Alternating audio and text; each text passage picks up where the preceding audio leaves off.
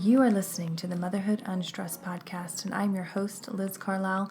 Welcome to another Wednesday episode, and these, if you've been following for a while, are shorter than our long-form interviews on Monday, and usually it's a meditation, but I wanted to do something a little different this time, and I wanted to have you, the listener, throw some questions my way so we can have a conversation about what you're interested in, what is sparking your interest right here and now.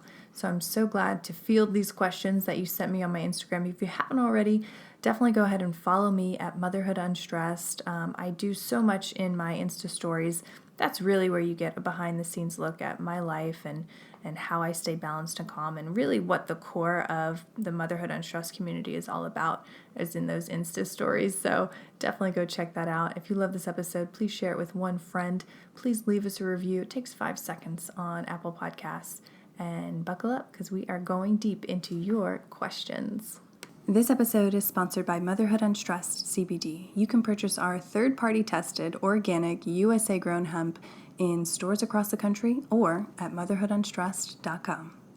And this episode is brought to you by Beekeepers Naturals. And who are they? Well, they are a wellness company specializing in innovative nutraceuticals made from healing hive compounds and plant-based ingredients. And they are doing a special for Motherhood Unstressed listeners. If you go to beekeepersnaturals.com/unstressed, you will receive 15% off your purchase, or you can just input the discount code unstressed when you're ready to check out. And I've been trying all the products over the past few weeks, and they are so rich, so good. And I think when you think about honey, you don't really think about all that goes into it. And this is a company that's doing really amazing things for sustainability. So they're working with bees. They're getting the best possible products. They're giving you the honey that the bees generally feed to the queen. So it's really the top of the line, but then they're also doing it in a responsible way, which I think is really important in this day and age. And actually one of my favorite products that I've come to find is the Belixir, and it's made with royal jelly and ginkgo biloba and all of these interesting compounds, adaptogens. And when you take it, it is a shock, but I tell you, you will feel so focused and so energized, and there's no caffeine in it.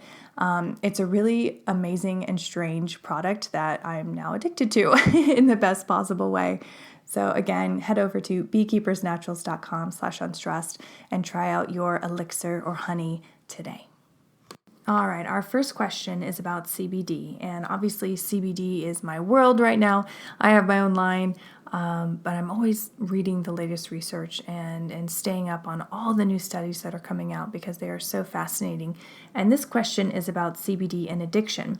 And the person said, would CBD conflict with an abstinence-based recovery plan from substance abuse? And this is really an interesting field because really, especially in the United States, from the 2018 Farm Bill, we're really just now able to study this cannabinoid and get funding to study this cannabinoid. And one 2018 study revealed that CBD not only prevents addictive behavior after 7 days of using it, but it actually prevents it from reoccurring for up to 5 months. And this was an animal study, and they gave the participants CBD once a day for 7 days. And that low dose alone prevented them from going towards the addicting substances that they had available. And this lasted up to 5 months. So hearing that study was just truly incredible and really encouraging for all those people out there who are suffering from alcohol addiction, cigarette addiction, opioid addiction. There is a natural and healthy solution out there available now, and it's completely legal. So thank you for that question. That was really, it was fun to be able to research that and share that with you. Okay, our next question is, how did you get into shape after having kids?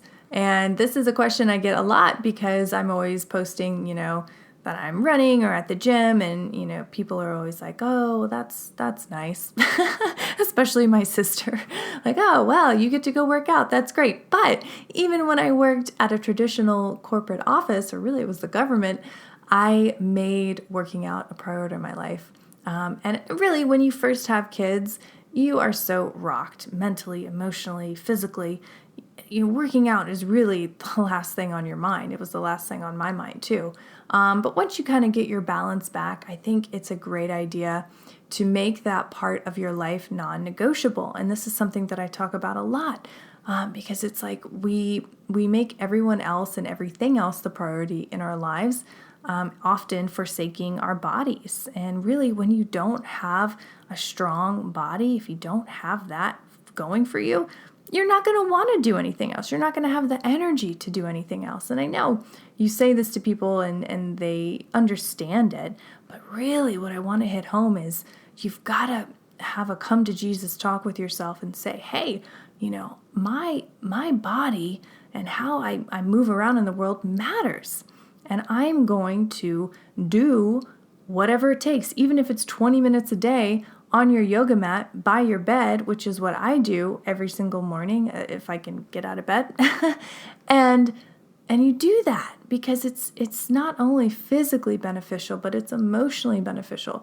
It's you proving to yourself that you care about yourself, and you care how you look, you care how you present yourself to the world, and it matters, and it is a reflection of how you think about yourself and how you feel about yourself. And the easiest way I can help others is just to say, hey, this is something that you are going to make non-negotiable. If you have to get up a little bit earlier to do a 15-minute HIIT workout, to knock out some push-ups, to do some sit-ups, do it. It's worth it. You will feel so much better. You will get that oxygen flowing. You will produce those cannabinoids from your endocannabinoid system in your body, which we all need, and you will just go throughout your day feeling 10 times better. You don't have to go run a half marathon. You don't have to run a 5K or anything like that. I mean, that's great if you're into that and that's a goal that you set for yourself. But really, it comes down to saying, I love myself. I'm going to take care of myself as much as I take care of everyone else around me, and I matter. And when you really make that decision, working out it's effortless. And yeah, there might be some days where you're just like, oh, I'm not feeling it. But that's when that discipline comes in and you remember why you decided that you were going to make self-care and working out the priority in your life. And you just really have to go back to that initial moment and that decision. So yeah, that's my best advice for getting your body back after baby. It's not so much about, oh, I need to do this, I need to work out 3 to 5 times a week. No, it's that mental decision that you matter. Your body matters, and nothing and no one is going to get in your way from taking care of yourself. That's it. Once you make that decision, your body will immediately go back. I promise you. Maybe not right away, but you'll get there. Okay. Our next question is, what do you do to stay balanced? And if you've listened to this show long enough, you know that balanced is a naughty word. It's not a real word. I mean, it is a real word, but does it really mean anything in today's world? I don't know. So for me, it's not so much that I stay balanced because I think that that's just not real. It's more that I do things to help me feel good throughout the day, right? Like my goal in every single day is to be happy. That's it. That's my goal. And that hasn't always been my life. Far from it. I didn't even realize that was what I should have been aiming for all along. It was when I read Goldie Hawn's book, The Lotus in the Mud or something like that. It's one of her books. Just Google it. And she was autobiography on her life. And she talked about, when she was a little girl, people would ask her what she wanted to be when she grew up. And she would reply, happy. And I read that line and it was like, oh, of course, right? Like, oh, of course. All the egoic action, all the competing, all of the stress, that has nothing to do with creating a really beautiful, balanced, happy life. So from that point on, I really reframed how I thought about balance and happiness and what my goals were in life. And so to stay balanced, like I said, I do things that make me happy because I feel like when you're happy, you feel balanced, you feel good. So I do things like meditate. I do things like working out. I do things like eating a green smoothie once a day, even when it's cold outside, which it is now. Doing those little things that make me feel good, that make me happy, that make me want to be present with my kids and present with my husband. Because when you're coming from a place of true, unadulterated happiness, you're golden, you're good, you're in life fully, and you're really there to be there and to make a change. And even if it's just a change in your family, how you look at your child before he goes off to school, the things that you say to them, that has the potential to change their entire day. And I see that. I always in the mornings try to create a really calm, beautiful mood in the house. And it used to be, I'm not even lying, it used to be the most stressful time of my day. I'd be running to get to the train, to get to Midtown, to sit in an office for 8 hours a day, which now just boggles my mind that I did that for 10 years. But now it's like I put on music and we make breakfast and we laugh and we talk, and sometimes the kids are in, bad moods or they're tired, and instead of snapping at them like I used to, I'm just like, hey, I'm here, what's going on? And that to me really speaks to living a more balanced life, filling your cup first. I guess that's really what I'm trying to say. You've got to fill your cup first. You've got to do the things that make you happy. And when you say it like that, it sounds really simple, but you know what?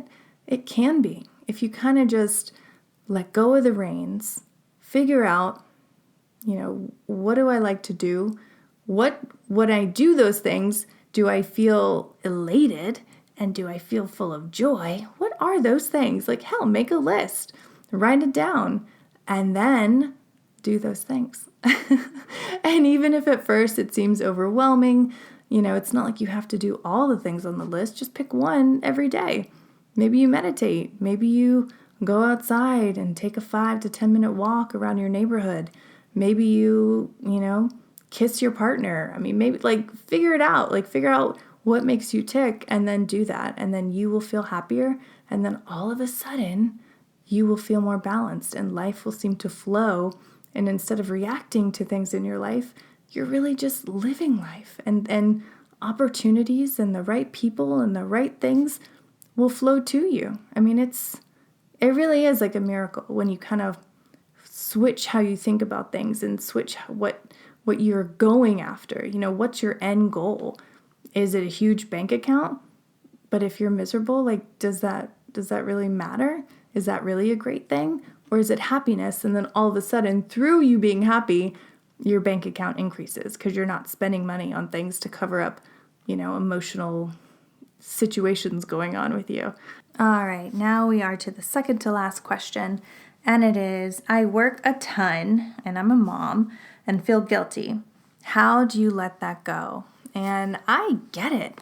I didn't leave my traditional job until this past May. So for both of my boys' entire lives, I worked full time, and I actually went back to work after about 8 or 9 weeks because I was out of leave. And, of course, you're granted 12 weeks of FMLA in the United States, which if you're overseas right now listening to this, you're probably shaking your head. The United States maternity leave policy is atrocious. We all know that. But anyway, I went back to work because I was out of leave and I had to work. So my guilt started early on. And especially when you're a new mom, you already feel guilty anyway. You already feel like you're failing. So then to be away from your child, back at the office, there's a lot of mixed emotions that come up with that.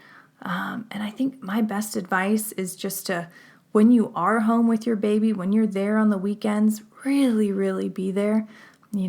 Put the phone aside, get in there, get on the floor with your baby, just enjoy every single minute. And then, when you have to go back to work and drop your kid off at daycare, okay, while you were together, you had some really beautiful moments and you bonded with your baby, and that means something. There are people who are full-time stay-at-home moms and they're not really there with their kids. They're doing a million other things. They're not really present. And who's to say that that's a better situation for the child, So I think life isn't going to be any easier. We all have to work. You might as well do the best that you can when you are there with your child. Really, really be present. And that's what I want to hit home. Sometimes I say that and I get kind of a blank stare back from people. What I mean by being present is don't think about what's already happened. Don't think about what you have to do next. Just literally focus on your breathing, focus on the other person, be fully in your body when you're in a conversation with someone, even if it's with your child, and be in that space. And it sounds kind of strange to even talk about it because I think most of us think that we're always present. But when you really start to kind of get outside of your body and observe, you notice that most people aren't present. Whether it's at work or with your family or friends. Even when you're out with your friends, sometimes I'll look around and everyone's on their phone or they're just distracted. And it's like, man, what are we doing? So yeah, mom guilt really isn't going anywhere. You're always going to have it. That's the reality. But when you are with your child, just enjoy it, soak it up. We all know how fast they grow up.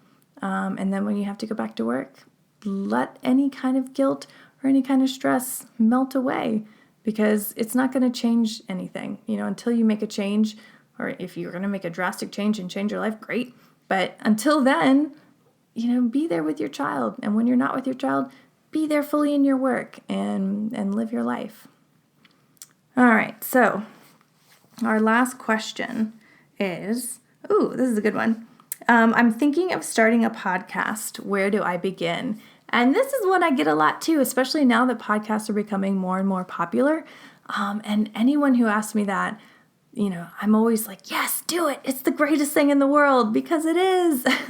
It's a chance for you to really share your voice and reach an audience that's interested in what you have to say and what you want to bring to the table. And it is overwhelming at first, I think, if you've never done this before. But you know what? There's a lot of things that you probably haven't done before that you learned. And so really the first thing practically that I tell people to do is, okay, what is the show going to be about? You need to be super, super clear on that. You need to niche down to a topic, to a category, and get really clear about that. What's been weighing on your heart or on your mind that you want to share with the world? Because with podcasts, it reaches the far regions of the world, which to me is so thrilling. So get really clear about what you want to talk about, and then get really clear, are you going to do a podcast every week, twice a week?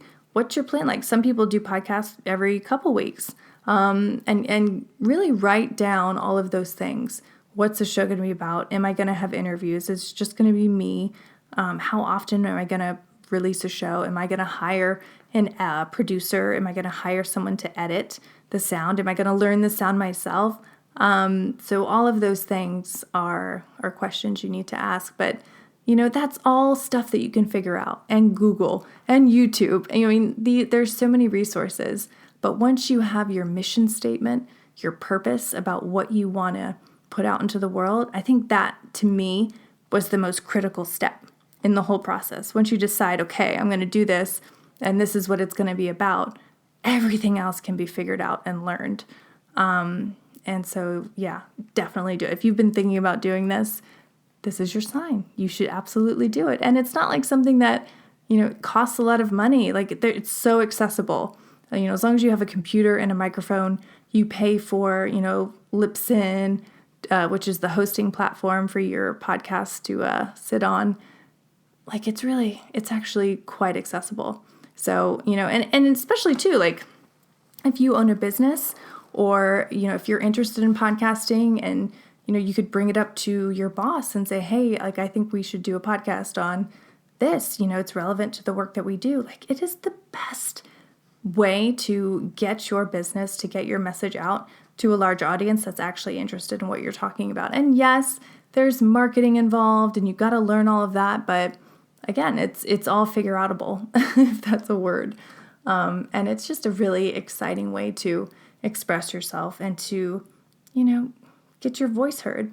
if that's what you want to do, if that's what you want to put out into the world. So yes, I highly, highly recommend it. It absolutely changed my life for the better. I mean, starting this podcast just opened up so many doors for me, so many opportunities, got me on the TEDx stage. It allowed me to really hone my voice and find my voice. And so when I did step out on that stage, I felt confident and I felt comfortable in what I was talking about because I'd had hundreds of conversations with others about life and about, what my view on life was. So when I got on the stage, I already kind of knew what I was going to say. I mean, I was there. I'd done it so many times. So yes, start a podcast. Do it. Guys, I love answering these questions. This was so much fun. I definitely want to do this again. If you miss, if when I announce it on my Insta stories, just send me a question at my website at motherhoodunstressed.com or on Instagram at motherhoodunstressed. I'll store it away and keep it for the next time that I do one of these. This was really, really fun. Thank you for your questions.